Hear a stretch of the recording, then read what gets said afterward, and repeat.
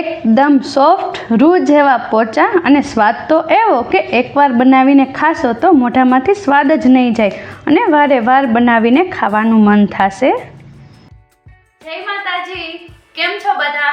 તમારા બધાનું સ્વાગત છે મારી ચેનલમાં। આજે આપણે ખાવામાં ખૂબ જ સ્વાદિષ્ટ અને બનાવવામાં એકદમ સરળ એવા દૂધીના મુઠિયા બનાવીશું। તો ચાલો બનાવવાનું શરૂ કરીએ। મુઠિયા સાથે ખવાતી લીલા મરચાંની ચટણી બનાવી લઈએ। તેના માટે એક મિક્સર જારમાં 8 થી 10 કળી લસણની લેવાની છે, એક ટુકડો આદુનો, 3 થી 4 જેટલા લીલા મરચાં લેવાના છે। લીલા મરચાંનું પ્રમાણ સ્વાદ પ્રમાણે વધારે કે ઓછું કરી લેવું। હવે એક વાટકી જેટલી ધાણા ભાજી લીધી છે। ધાણા ભાજીનું પ્રમાણ ચટણીમાં વધારે રાખવું ખૂબ જ સરસ લાગે છે। અડધી ચમચી જીરું, એક મોટી ચમચી જેટલો ધાણા જીરું પાવડર, સ્વાદ પ્રમાણે મીઠું એડ કરી દેવું। હવે થોડું પાણી નાખીને બધી વસ્તુને સારી રીતે ક્રશ કરી લેવી। તો તમે જોઈ શકો છો કે બધી વસ્તુ સારી રીતે ક્રશ થઈ ગઈ છે। હવે તેને એક બાઉલમાં કાઢીને ઉપરથી અડધા લીંબુનો રસ નીચવી લેવો।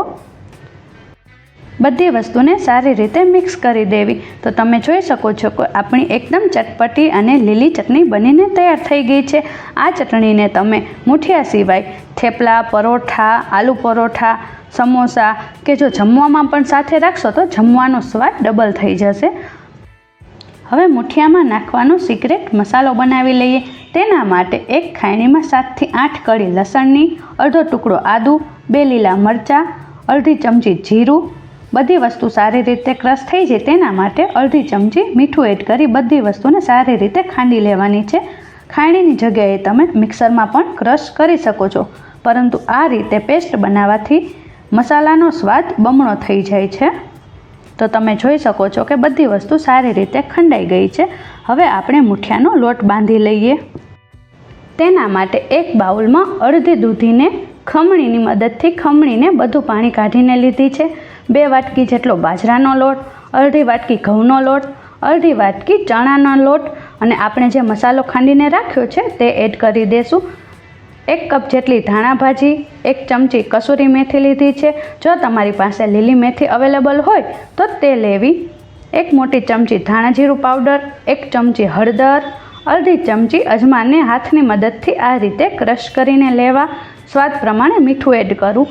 મીઠું આપણે મસાલો બનાવવામાં પણ એડ કર્યું છે, તેથી ઓછું નાખવું। હવે 1 ચમચી લાલ મરચું પાવડર, 1 લીંબુનો રસ નાખી બધી વસ્તુને સારી રીતે મિક્સ કરીને 1 પાવરું તેલ એડ કરી દેવું। હવે તેનો લોટ બાંધી લેવો। લોટ બાંધવામાં પાણીનો ઉપયોગ ઓછો કરો, કેમ કે દૂધી પણ પાણી છોડશે।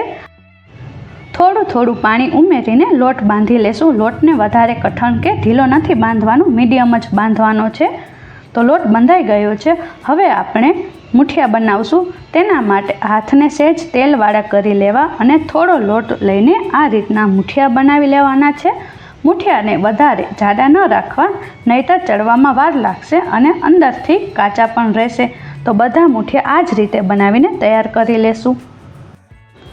બધા જ મુઠિયા બની ગયા છે। હવે આપણે એક સ્ટીમરમાં પાણી નાખીને તેમાં લીંબુના ટુકડા એડ કરી દઈશું, જેથી આપણું વાસણ ખરાબ ન થાય। હવે બધા મુઠિયાને સ્ટીમરની જાળીમાં તેલ લગાવીને આ રીતે ગોઠવી દેવાના છે।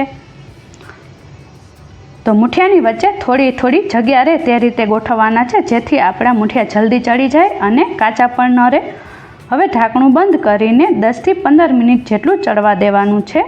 ગેસની ફ્લેમ મીડિયમ જ રાખવી।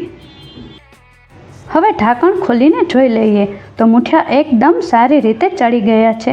હવે મુઠિયાને સારી રીતે ઠંડા થવા દેવાના છે। તો મુઠિયા ઠંડા થઈ ગયા છે। હવે આપણે તેના ટુકડા કરી લેશું। મુઠિયાના મીડિયમ સાઇઝના આ રીતના નાના નાના ટુકડા કરી લેશું। બધા મુઠિયાના ટુકડા થઈ ગયા છે। હવે આપણે મુઠિયાનો વઘાર કરી લેશું। તેના માટે એક કડાઈમાં 2 પાવરા જેટલું તેલ એડ કરીશું। મુઠિયા બનાવવામાં તેલનો ઉપયોગ થોડો વધારે થાય છે। જો તમારે તેલનો ઉપયોગ ઓછો કરવો હોય તો કરી શકો છો, પરંતુ આ રીતે બનાવશો તો મુઠિયા ખૂબ જ સરસ લાગશે।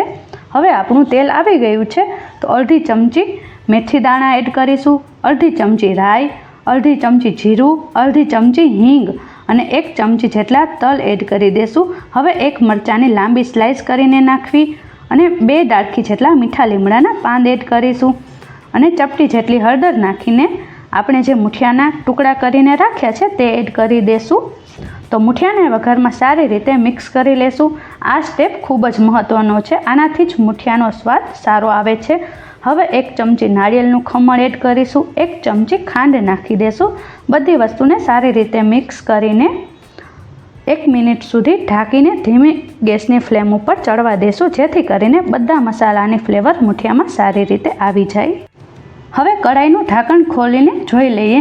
તમે જોઈ શકો છો કે મુઠિયા વઘાર સાથે સારી રીતે મિક્સ થઈ ગયા છે.